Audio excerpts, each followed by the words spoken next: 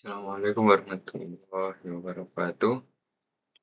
Kenalkan nama saya Rizal Agim Ini program studi awal Saksya, Fakultas Ilmu Agama Islam Universitas Islam Indonesia. Di sini saya akan menjelaskan tentang relevansi hukum jinayat terhadap penyelesaian tindak pidana penjamretan. Studi kasus penjamretan di flyover Janti Slim.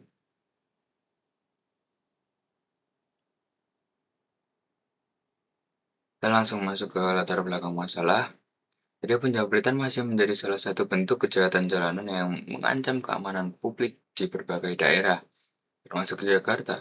Selain menimbulkan kerugian material, penjamretan juga berdampak psikologis dan sosial bagi korban, seperti rasa takut, trauma, dan berkurangnya kenyamanan dalam beraktivitas di ruang publik. Kemudian dalam hukum positif Indonesia, penjamretan pada umumnya dikualifikasikan sebagai pencurian dengan kekerasan sebagaimana diatur dalam pasal 365 KUHP.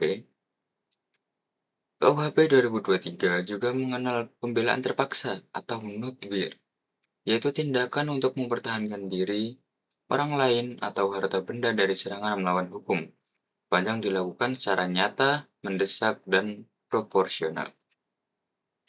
Kasus flyover Janti menjadi penting karena memperlihatkan benturan antara tindak penjamretan, reaksi korban, dan batas pembelaan diri.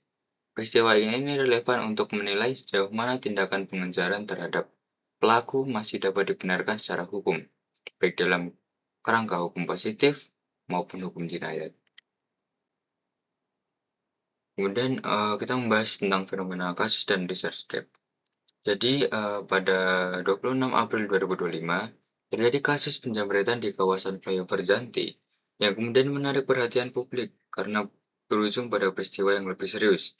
Dalam kejadian tersebut, korban bersama suaminya melakukan pengejaran terhadap para pelaku. Proses pengejaran itu berakhir dengan kecelakaan, dan kedua pelaku dilaporkan meninggal dunia. Setelah peristiwa tersebut, kasus ini kemudian diselesaikan melalui mekanisme restoratif justice. Kemudian kasus ini memunculkan reaksi publik yang cukup luas karena banyak pihak melihat adanya benturan antara tindak kejahatan, upaya pembelaan diri, dan batas-batas pertanggungjawaban pidana. Di satu sisi, ada pandangan yang memahami tindakan pengejaran sebagai respon atau serangan yang dialami korban, namun di sisi lain, muncul perdebatan mengenai apakah respon tersebut masih dapat dibenarkan secara hukum, terutama ketika berakibat fatal dan kemudian dikaitkan dengan penyelesaian melalui restoratif justice. Dan disinilah letak research gap penelitian ini. Kajian yang ada masih terbatas dalam menjelaskan bagaimana hukum jinayat dapat digunakan untuk membaca kasus-kasus semacam ini secara lebih substantif dalam konteks Indonesia modern. Padahal penelitian semacam ini penting untuk melihat nilai etis dan normatif hukum jinayat, sekaligus menilai apakah ia masih relevan sebagai perspektif tambahan dalam memahami penyelesaian kasus konkret seperti penjamretan. Dengan demikian, penelitian ini berupaya mengisi kosongan kajian yang belum banyak menggali peran hukum jinayat sebagai sumber pertimbangan dalam diskursus hukum nasional saat ini.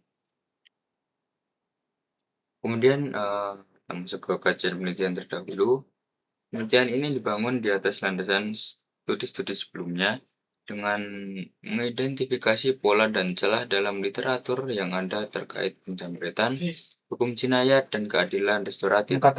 Analisis mendalam terhadap karya-karya sebelumnya memungkinkan saya untuk menempatkan penelitian ini dalam konteks akademik yang lebih luas dan menyoroti kontribusi uniknya. Di sini saya menggunakan studi hukum positif penjamretan. Sebagian besar penelitian berfokus pada analisis pasal 362, 363, dan 365 KUHP, serta kasus-kasus penjamretan dalam kerangka hukum pidana konvensional. Penekanan seringkali pada unsur-unsur pidana, proses peradilan, dan saksi yang berlaku. Kemudian, implementasi hukum jinayat. Rujukan lain mengeksplorasi hukum syariah dan hirobah dalam fikih jinayat, serta relevansinya dengan tindak pidana tertentu di negara-negara dengan sistem hukum Islam. Namun, jarang yang mengkaji aplikasinya pada penjambretan di Indonesia. Kemudian, penerapan restoratif justice. Beberapa studi membahas efektivitas keadilan restoratif sebagai alternatif penyelesaian pidana, khususnya untuk kasus-kasus ringan. Namun penerapannya pada kasus penjambretan yang melibatkan kekerasan atau kematian masih memerlukan eksplorasi lebih lanjut. Ini ada orisinalitas penelitian. Dari studi ini menempatkan hukum jinayat dalam konteks Indonesia modern untuk menilai relevansi, nilai guna, dan kontribusi normatif etiknya dalam memahami tindak pidana penjambretan dengan menjadikan kasus flyover Janti sebagai lensa analitis. Saya menggali bagaimana konsep syarikoh dan hirobah dapat memberikan perspektif substantif dalam menilai peristiwa konflik. Tanpa bermaksud membandingkan dua sistem hukum, fokus utama saya adalah menguji apakah dan sejauh mana hukum jinayat masih memiliki makna serta relevansi dalam penyelesaian persoalan pidana pada era sekarang. Kemudian masuk ke rumusan masalah dan tujuan. Jadi di sini saya mengambil rumusan masalah,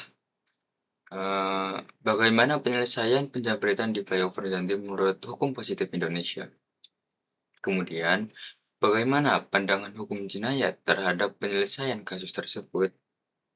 Dan selanjutnya, sejauh mana hukum jinayat relevan terhadap penyelesaian penjambretan dalam perspektif hukum positif Indonesia. Kemudian tujuan penelitiannya yaitu menganalisis bagaimana penyelesaian penjambretan di flyover Janti menurut hukum positif Indonesia, kemudian menganalisis bagaimana pandangan hukum jinayat terhadap penyelesaian kasus tersebut, dan menganalisis sejauh mana hukum jinayat relevan terhadap penyelesaian penjambretan dalam perspektif hukum positif Indonesia. Kemudian ada kajian teori, jadi saya menggunakan teori kajian teori sistem hukum yang menurut Friedman yaitu tentang analisis struktur hukum, substansi hukum, dan budaya hukum untuk memahami efektivitas penyelesaian perkara.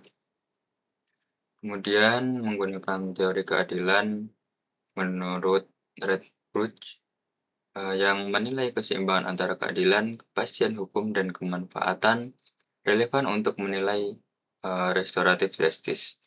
Kemudian saya juga menggunakan hukum jinayat atau jarimah. Itu menggunakan konsep syarikoh, hirobah, kemudian menggunakan maqasid syariah, dan prinsip pemaafan dan perdamaian dalam penyelesaian.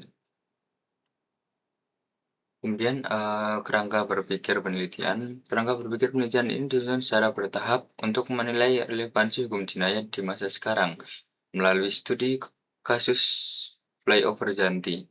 Alurnya dimulai dari fakta peristiwa, kemudian dianalisis melalui hukum positif, dilanjutkan dengan hukum jinayat, dan diakhiri dengan evaluasi mengenai nilai, kontribusi, serta relevansi hukum jinayat dalam konteks Indonesia modern.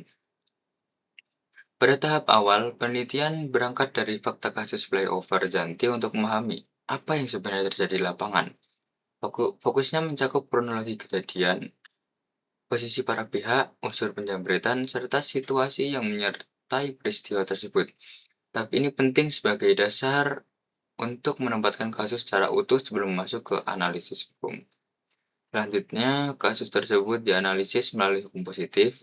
Dalam tahap ini, penelitian melihat bagaimana hukum nasional menangani peristiwa penjambretan dengan kekerasan, termasuk penerapan pasal 365 KUHP, konsep pembelaan terpaksa atau nutwir, serta pendekatan keadilan restoratif. Analisis ini menunjukkan bagaimana sistem hukum nasional merespon peristiwa flyover Janti dari sisi aturan, prosedur, dan pertanggungjawaban hukum. Setelah itu, penelitian menelaah kasus yang sama melalui hukum jinayat. Di sini, peristiwa flyover Janti dikaji berdasarkan konsep syarikah dan hirobah, serta dikaitkan dengan maqasid syariah yang menekankan perlindungan harta dan jiwa. Tapi ini bertujuan untuk melihat bagaimana hukum jinayat memahami unsur kekerasan, ancaman, dan kemaslahatan dalam kasus konkret. Pada tahap akhir, penelitian mengevaluasi apakah hukum jinayat masih relevan untuk konteks Indonesia modern.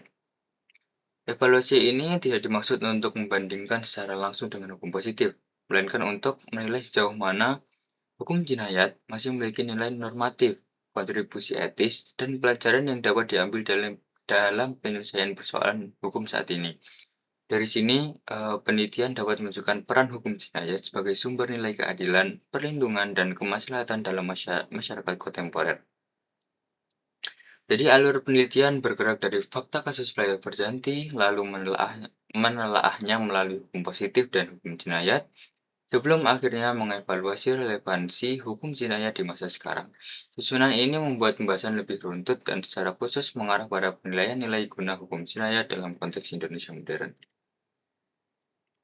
Kemudian, metode penelitian dan teknik pengumpulan data, saya menggunakan, metode dan pendekatan saya menggunakan penelitian hukum empiris kualitatif dari kasus Black Prajanti didukung wawancara akademisi dan studi kepustakaan. Kemudian, guna kemudian informan dan sampling, yaitu dosen atau akademisi ahli hukum pidana dan hukum jinayat. Dan purposive sampling. Kemudian, teknik pengumpulan data yaitu wawancara, studi kepustakaan, dan dokumentasi. Kemudian keabsahan data saya menggunakan triangulasi sumber dan teknik untuk meningkatkan kredibilitas. Kemudian teknik analisis data dan sistematika. Dalam penelitian ini, analisis data dimulai dengan reduksi data, yaitu proses memilih, menyederhanakan, dan mengelompokkan data hasil wawancara, dokumen, serta literatur yang relevan. Tapi ini dilakukan agar data yang terkumpul menjadi lebih terarah, fokus pada pokok permasalahan, dan tidak bercampur dengan informasi yang kurang mendukung tujuan penelitian. Setelah data direduksi, langkah berikutnya adalah penyajian data. Pada tahap ini, data disusun dalam bentuk deskriptif sehingga hubungan antara temuan dapat terlihat dengan lebih jelas. Penyajian yang runtut membantu penelitian memahami pola, membandingkan temuan, dan menjelaskan hasil analisis secara lebih mudah dipresentasikan. Selanjutnya, penarikan kesimpulan dilakukan dengan cara menginterpretasikan seluruh temuan yang telah disajikan dari proses ini. Meneliti, merumuskan jawaban atas rumusan masalah dan melihat apakah temuan yang diperoleh mendukung atau menguatkan dugaan dalam penelitian kualitatif. Kesimpulan yang ditarik merupakan hasil dari analisis yang menyeluruh, bukan sekedar ringkasan data. Adapun sistematika pembahasan dalam penelitian ini disusun secara berurutan, dimulai dari bab 1 yang berisi pendahuluan, dilanjutkan bab 2 yang memuat tinjauan teori, kemudian bab 3 yang menguraikan hasil dan pembahasan, kemudian dan terakhir bab 4 yang berisi kesimpulan serta saran.